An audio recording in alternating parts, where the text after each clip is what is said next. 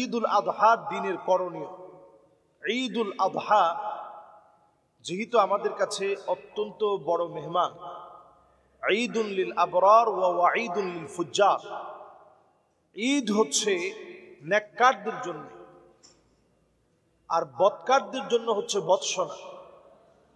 আল্লাহ রাব্বুল আলামিন যে ঈদ আমাদেরকে দিয়ে থাকেন, এর মধ্যে অত্যন্ত গুরুত্বপূর্ণ হচ্ছে ঈদুল আযহা।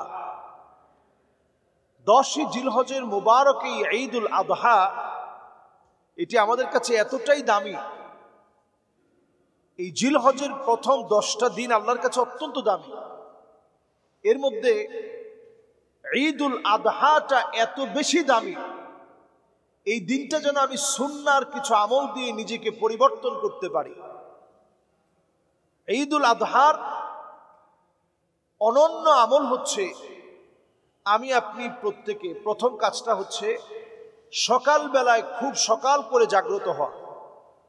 দ্বিতীয় কাজটি হচ্ছে আমরা ফজরের নামাজ পড়ে এসে সুন্দর করে আমরা গোসল করব, নিজে গোসল করব, সন্তানদেরকে গোসল করাবো।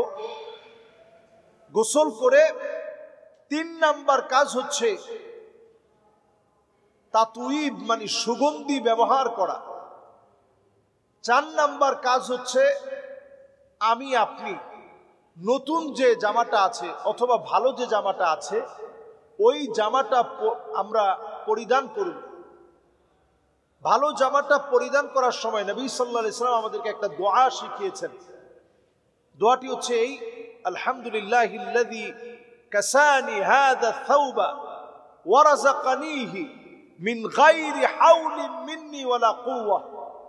এই দোয়াটা পারলে আমরা পড়বো যে আল্লাহ আপনি আমাকে পোশাকটা পরিয়েছেন, আমার কোনো ক্ষমতা কোনো শক্তির কারণে না, আল্লাহ আপনি আমাকে তৌফিক দিয়েছেন বিধায় আল্লাহ আমি পড়তে পেরেছি। এই দোয়াটা পড়ে নেয়। 5 নাম্বার কাজ হচ্ছে সন্তানদেরকে সাথে নিয়ে ঈদগাহের দিকে যাওয়া। 6 নাম্বার কাজ হচ্ছে কোরবানির ঈদে কোরবানির পশুর গোশত দিয়ে খাওয়ার চেষ্টা করা, কোনো কিছু না খেয়ে বের হওয়া, কোরবানির পশু দিয়েই খাওয়া।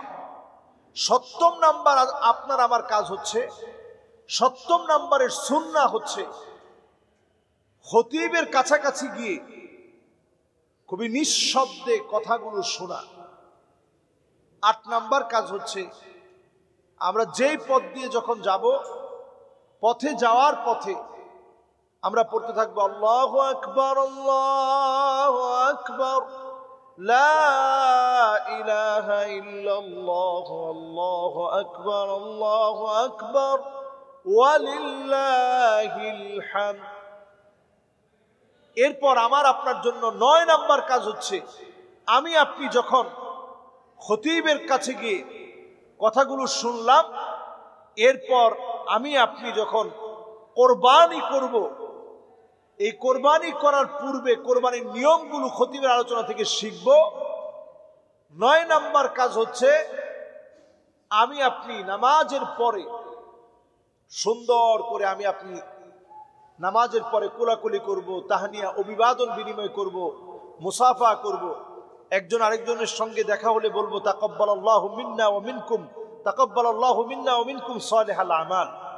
এর পরের কাজটি হচ্ছে 10 নম্বরের মৌলিক আমার 10ই জিলহজের বড় কাজ কোরবানির পশু জবাই করা। এই কোরবানির পশু জবাই করার আগে আপনি আমি চুল নখ কাটবো না। জবাই করার সময় আমরা সবাই মিলে একত্রে বলবো বিসমিল্লাহি ওয়াল্লাহু আকবার, বিসমিল্লাহি ওয়াল্লাহু আকবার। কেউ যদি বিসমিল্লাহি আল্লাহু আকবার বলে এতেও কোনো সমস্যা নেই, দুইটাই হাদিসের মধ্যে আসছে। বিসমিল্লাহি ওয়াল্লাহু আকবার বলে পশু জবাই করা হবে, ওই দিনের সবচেয়ে সওয়াবের কাজ। 11 নম্বর কাজ হচ্ছে যেহেতু আইয়ামে তাশরিক 9 জিলহজ থেকে শুরু হয়েছে, 13ই জিলহজের আগ পর্যন্ত আমি আপনি প্রত্যেক নামাজের পরে আল্লাহু আকবার আল্লাহু আকবার লা ইলাহা ইল্লাল্লাহু আল্লাহু আকবার ওয়ালিল্লাহিল হামদ আল্লাহু আকবার, আল্লাহু আকবার, লা ইলাহা ইল্লাল্লাহ, আল্লাহু আকবার, আল্লাহু আকবার, ওয়ালিল্লাহিল হামদ। এভাবে করে আইয়ামে তাশরিকের দিনগুলোতে উচ্চ কণ্ঠে আমরা এই তাকবীরগুলো দিব।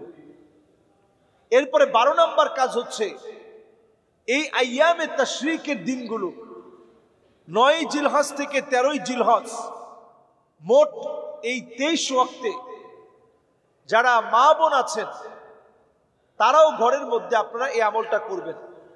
মোটামুটি একটা সাউন্ডে আপনারা মেনটেন করে আল্লাহু আকবার, আল্লাহু আকবার, লা ইলাহা ইল্লাল্লাহ, আল্লাহু আকবার, আল্লাহু আকবার, ওয়ালিল্লাহিল হামদ। আমি আবার বলছি আল্লাহু আকবার, আল্লাহু আকবার, লা ইলাহা ইল্লাল্লাহ, আল্লাহু আকবার, আল্লাহু আকবার, ওয়ালিল্লাহিল হামদ। আমরা বলার চেষ্টা করব ইনশাআল্লাহ। 14 নম্বর কাজ হচ্ছে আমার আপনার জন্য সুন্নাহ, এই সময়ে যেহেতু আইয়ামু আকলিন ওয়া শুরবিন ওয়া তাহমিদিন, এই সময়টা খানা পিনার সময়, এই সময় রোজা রাখা যাবে না। 5 দিন রোজা রাখাকে আল্লাহ নিষেধ করেছেন। এর মধ্যে 2 ঈদের 2 দিন আর কোরবানির ঈদের পরের 3 দিন আল্লাহ রাব্বুল আলামিন রোজা রাখাকে হারাম করে দিয়েছেন, নিষিদ্ধ করে দিয়েছেন। শেষ 15 নম্বরে আমরা এই সময়ে গুনাহ থেকে মাপ চাইতে থাকব আল্লাহর কাছে। যখন কোরবানির পশু আমরা জবাই করব, যখন গোশত বানাবো, প্রত্যেকটা কর্মে আমরা আল্লাহর কাছে ক্ষমা চাইতে থাকব, এর কবুলিয়াত আল্লাহর কাছে কামনা করব। দরিদ্র দুস্থ অভাবী মানুষ প্রত্যেকের কাছে তাদের হকটা আমরা বুঝিয়ে দেওয়ার চেষ্টা করব। আল্লাহ তাআলা আমাদেরকে তৌফিক দান করুক।